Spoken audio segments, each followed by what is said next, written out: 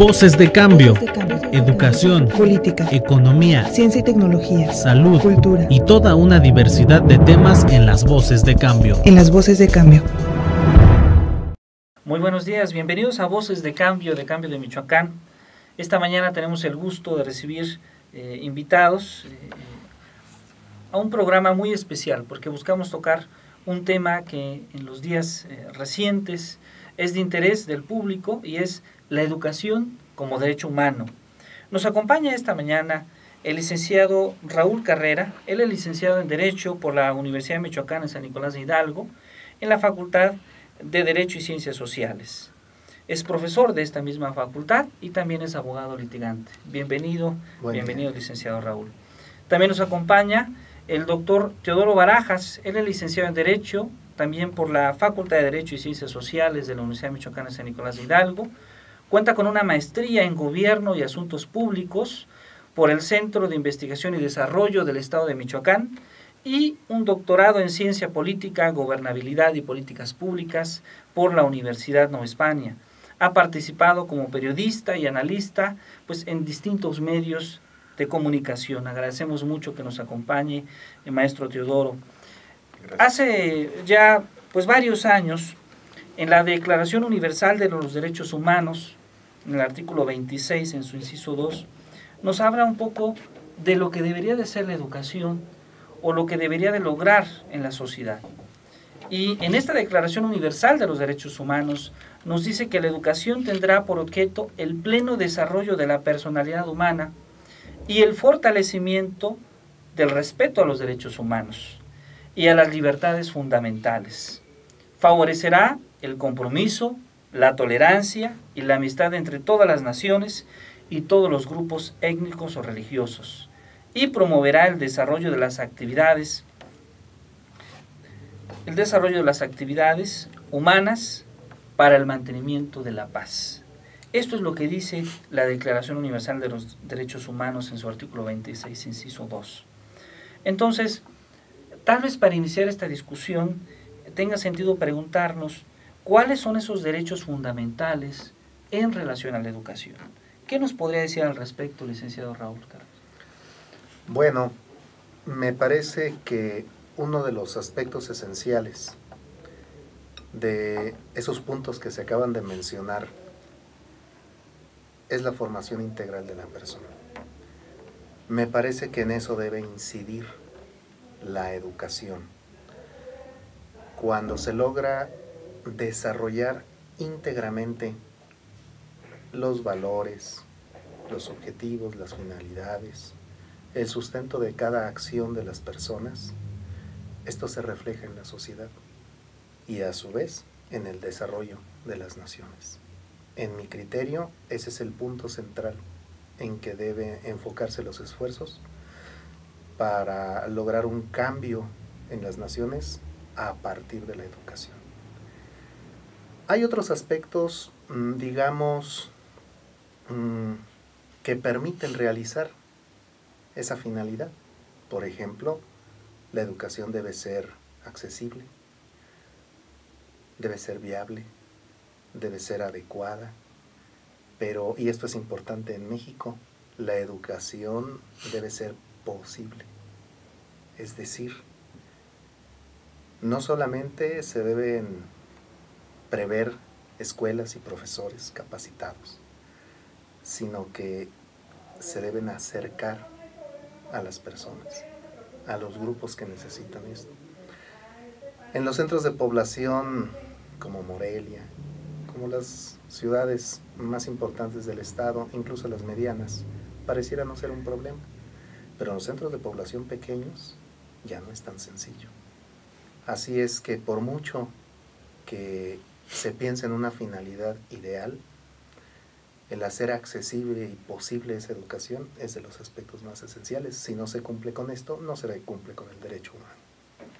Muchas gracias, licenciado Raúl Carrera. Hace ya algunas décadas en Sudamérica, un pedagogo brasileño, Paulo Freire, hablaba de que la educación nos da libertad, de que la educación permite liberar a la sociedad a través de dotarle de cierta creatividad en sus ideas, en sus formas de pensar. ¿Cómo es entonces, qué tipo de libertades son aquellas que la educación le puede dar al individuo, maestro Teodoro Barajas? Sí, en principio me parece muy adecuado que hagas la referencia a un personaje muy importante, muy trascendente, justamente en una línea de la educación por la liberación, que es Paulo Freire, que nos legó una frase que muchos hemos repetido con los alumnos, que dice que nadie enseña a nadie, todos aprendemos de todos. Entonces, en principio, la educación, digamos que viene siendo la conformación de una palanca muy importante para que los pueblos en el mundo, a través de este laberinto educativo que tiene que ver con el conocimiento, con la parte de profundizar más aspectos de la misma vida humana, es una posibilidad para que exista la libertad, porque la educación se entiende que tiene un impacto fundamental para que no haya pueblos oprimidos. La educación es un derecho humano, y los derechos humanos realmente no es una concesión del Estado ni de los gobiernos, nacemos con ellos. ¿Y qué es lo que sucede? Que a través de los diferentes ordenamientos jurídicos se reconocen los derechos, pero no se dan, ya naciste con ellos, son naturales, son consustanciales al ser humano. Entonces, si hablamos de la educación, tiene que ver con la libertad y el empoderamiento popular. ¿Por qué? Porque incluso ya tú señalabas la Convención de los Derechos Humanos o la Declaración Universal de 1948, que es muy posterior a la Declaración de los Derechos del Hombre y del Ciudadano de Francia de la Revolución, pero fundamentalmente en México, que es el caso más en lo local. El artículo 3º es muy claro, es libérrimo al decir que la educación que imparta el Estado deberá desarrollar armónicamente las facultades del ser humano. Y tendrá que ver no solamente, como bien lo comentó el abogado, en el asunto de la enseñanza típica, sino que además te fomenta o te siembra una semilla de solidaridad con los pueblos del mundo, de la democracia. Entonces, bien lo apunta Paulo Freire, que es un gran referente en América Latina, acerca de que con la educación, sin duda alguna, que estás casi, digamos, frente a una panacea de cómo transformar tu propio entorno.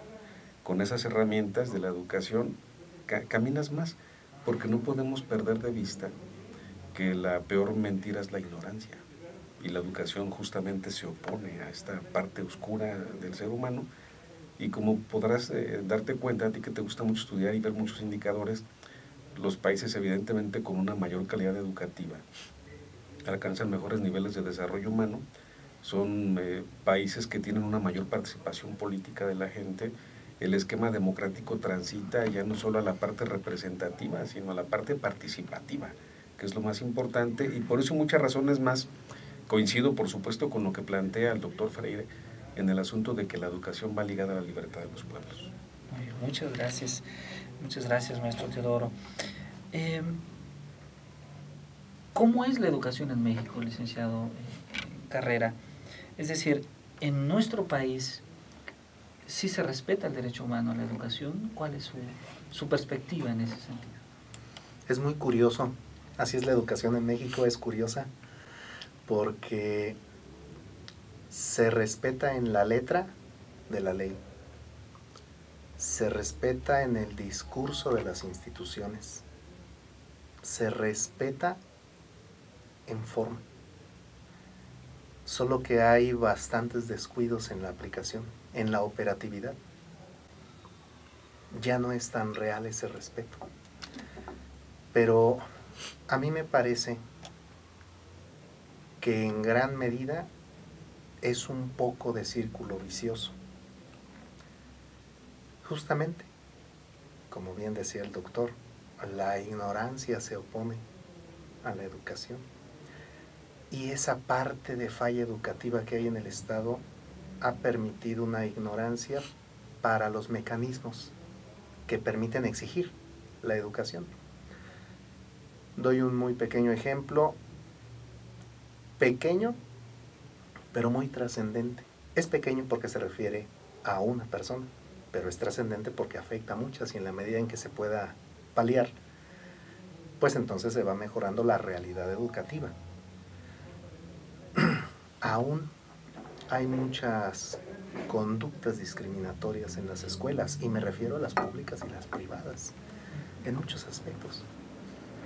La educación debe ser accesible, debe ser inclusiva para todos. Lamentablemente, aún hay menores que sufren segregación en ese sentido, por alguna circunstancia de su persona, ya ni siquiera física. Actualmente tenemos a muchos menores con principios o definitivamente declarado el DH. Entonces, son menores que requieren especial atención de los profesores en el aula. Y los profesores no están dispuestos a esto. Y entonces lo que hace muchos años se les denominaba o se les señalaba como un niño problema, pues resulta que el problema no son los menores. El problema es la falta de capacitación para atenderlos, pero sí les provoca una cierta segregación, les exigen estudios, atenciones psicológicas previas para aceptarlos. Nada más que eso no está permitido por nuestra legislación. Nuestra legislación es inclusiva. Nuestra legislación obliga a las instituciones públicas y privadas a no negar el servicio, pero lo hacen. Ahora, y cuando sucede esto, ¿existen mecanismos eficientes? Sí, sí existen, nada más que las personas los desconocen, los ignoran y entonces no los utilizan. Así es que la ignorancia provoca a su vez que se permita esa negativa ya en la aplicación concreta de la educación. Por eso decía yo en un principio, el fenómeno educativo en México es muy curioso. Está plasmado en el texto de la Constitución, lo respetamos porque así nos obligan los tratados internacionales, y en el texto de la ley también está plasmado, y en el discurso, pero en la operatividad real ya no es tan real.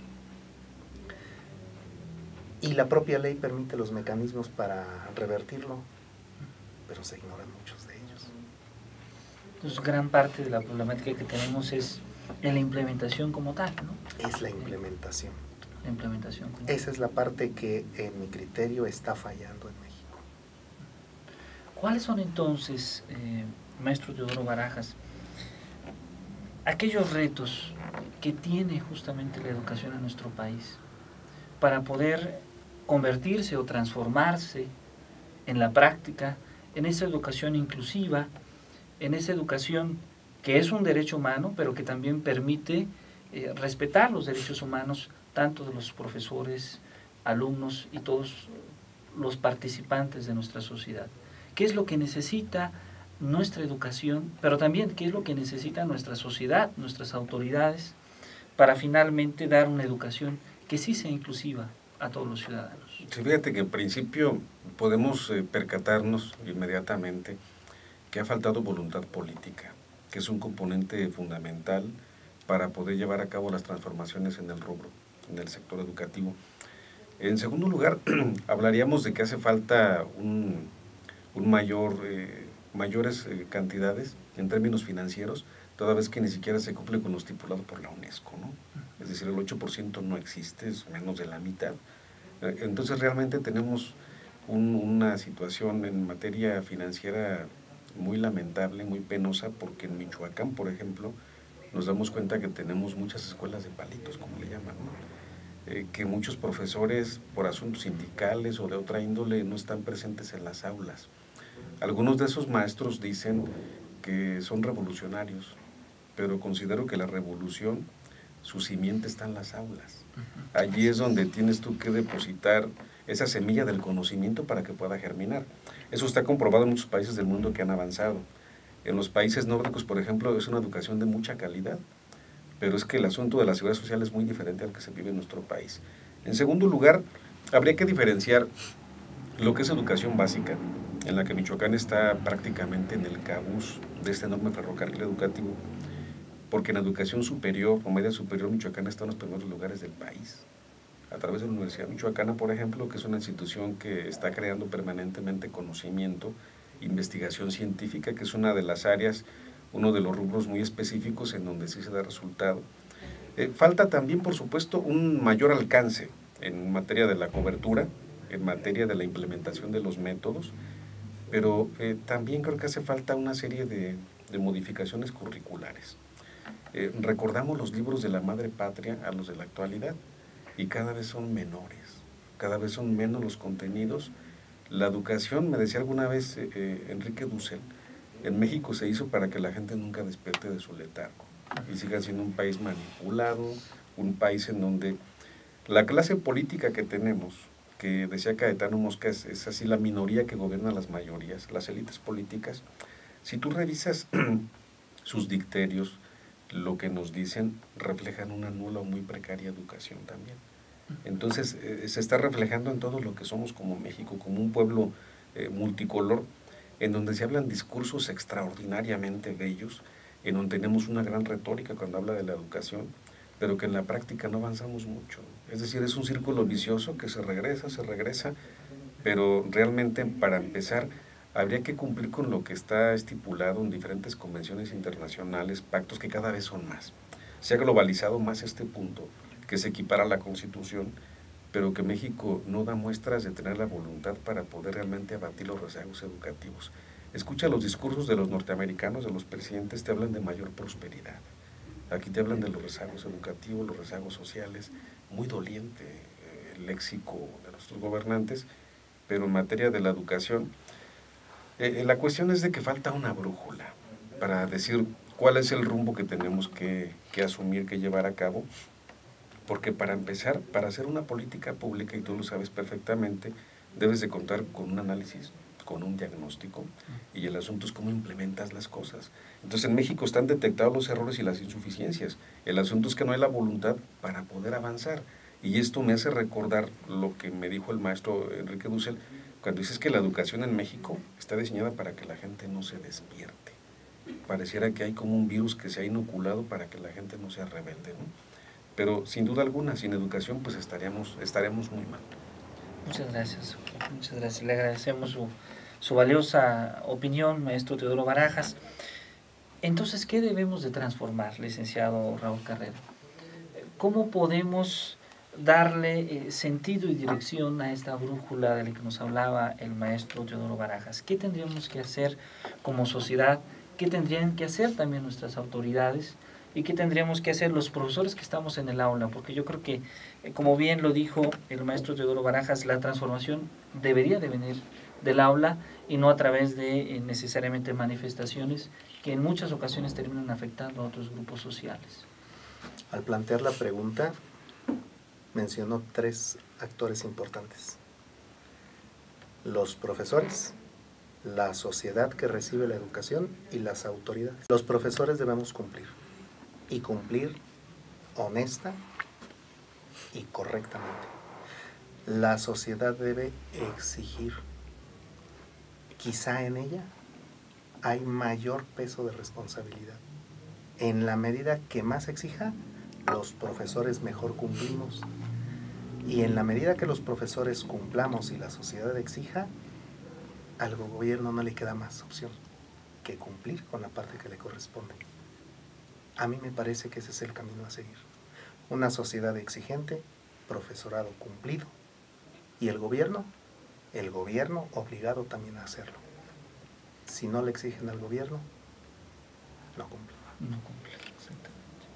Pues agradecemos muy ampliamente al maestro Teodoro Barajas, al licenciado Raúl Carrera, que nos hayan acompañado en este programa de Voces de Cambio, y agradecemos a usted que nos vea a través de Cambio de Michoacán. Muchas gracias y muy buen día.